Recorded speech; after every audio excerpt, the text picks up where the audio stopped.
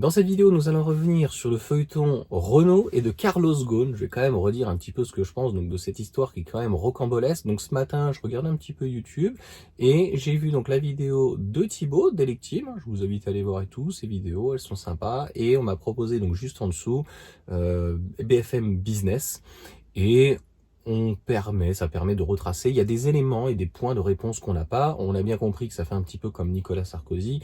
Malheureusement, il n'y a pas de fumée sans feu. Voilà, on va éviter la diffamation. Si jamais un jour ou l'autre où la vidéo est ressortie de son contexte ou quoi, mais il n'y a pas de fumée sans feu. Donc nous avions quand même quelqu'un qui était en prison au Japon et qui a réussi donc, on peut se poser la question si c'est des méthodes mafieuses ou pas.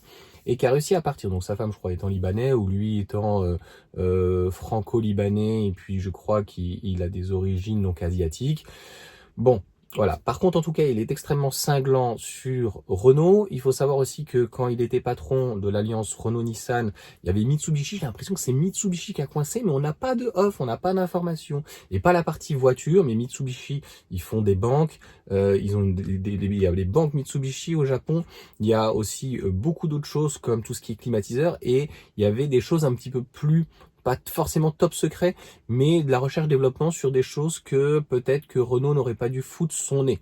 On a bien vu que la politique est mêlée malheureusement à l'industrie automobile, pétrolière, tout ce que tu veux, puisque Renault à son époque a dû céder l'ADA. En gros, je vous raconte pas l'histoire Ukraine, Russie, l'Union européenne et les États-Unis donc derrière. Ça fait la même chose avec l'époque PSA et Peugeot qui avait son deuxième marché donc en Iran.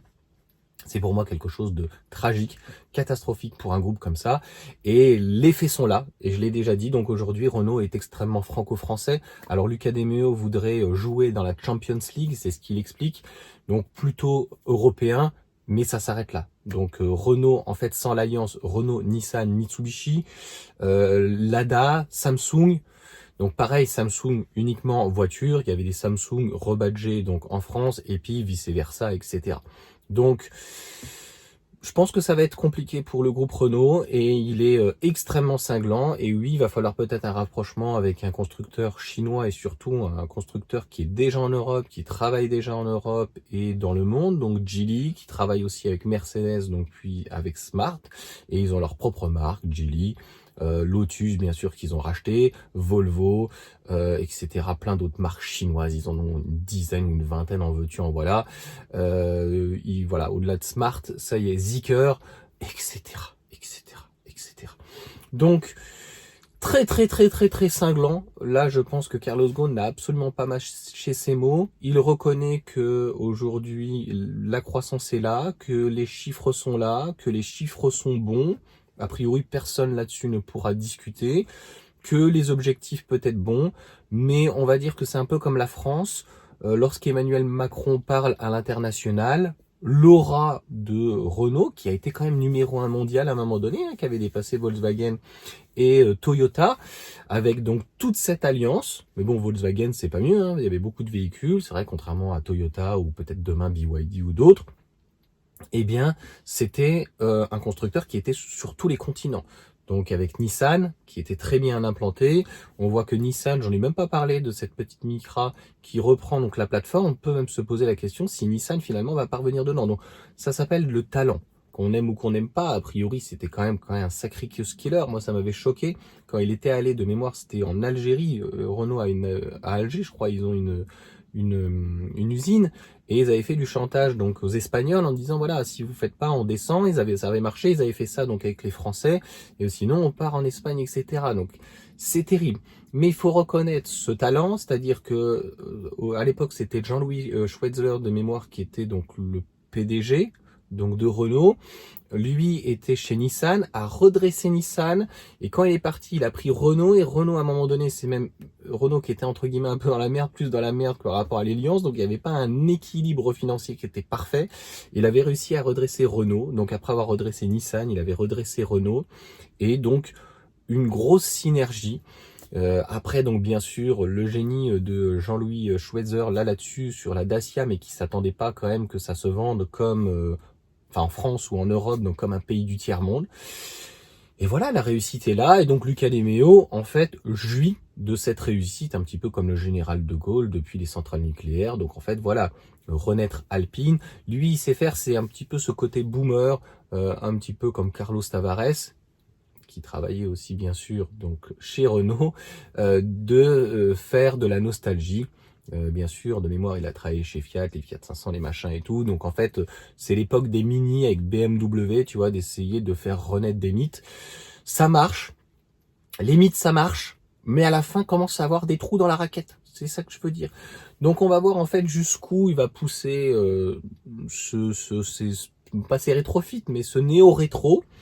Et comment la marque Alpine va pouvoir se débrouiller. Et dans un monde qui change, donc Dacia, quel est son positionnement finalement en thermique et aussi donc en électrique, puisque ça a l'air d'être un petit peu abandonné. Et sans toute cette alliance avec Nissan, avec Infiniti, avec Mitsubishi, avec Samsung, etc., etc., bah, quelle est l'aura en fait de Renault, de pouvoir peser dans le monde, et puis les alliances qu'ils avaient déjà et qu'ils ont toujours eu, même sur certains produits, avec PSA, avec Mercedes, avec Geely, il y a dû avoir même d'autres choses, mais d'autres synergies, mais voilà, c'est pas parce qu'il y a une alliance ou que il y a un regroupement ou un groupe que forcément tu ne travailles pas éventuellement avec une autre marque, un autre constructeur ou éventuellement donc un autre groupe. Voilà pour cette vidéo. Vous me direz ce que vous en pensez. Est-ce que Luca De Meo va réussir à transcender la marque, ou est-ce que ça va rester finalement un peu comme à l'époque où il parlait des années plutôt 70-80, peut-être très franco-français, peut-être un peu européen, et l'aura de Renault, bon, c'est pas mieux avec Citroën, hein. L'aura de Citroën à l'époque chinoise, etc. Tout ça c'est fini, hein. Donc on m'a envoyé pas mal de personnes sur la DS numéro 8. Cocorico, elle sera faite en France, elle sera mise en avant par notre président de la République. Mais encore une fois, il y a l'image, il y a la façade, et puis il y a vraiment l'aura. C'est comme ça, qu'on aime ou qu'on n'aime pas. Et il y a des personnes, des PDG, il y a des présidents, ils n'ont même pas forcément besoin de parler, tu vois. Ils agissent et le résultat est là.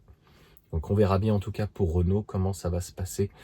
Et puis d'autres constructeurs un peu comme Mercedes, peut-être BMW, une alliance, des fusions seront peut-être obligatoires. Et c'est triste quand même d'en arriver là par rapport à Nissan, parce que finalement Nissan n'a pas trouvé de solution avec Honda. Donc en fait, est-ce que ça va être la disparition de certains constructeurs nippons? C'est aussi quelque chose de dommage. Allez, sur ce, ciao à tous.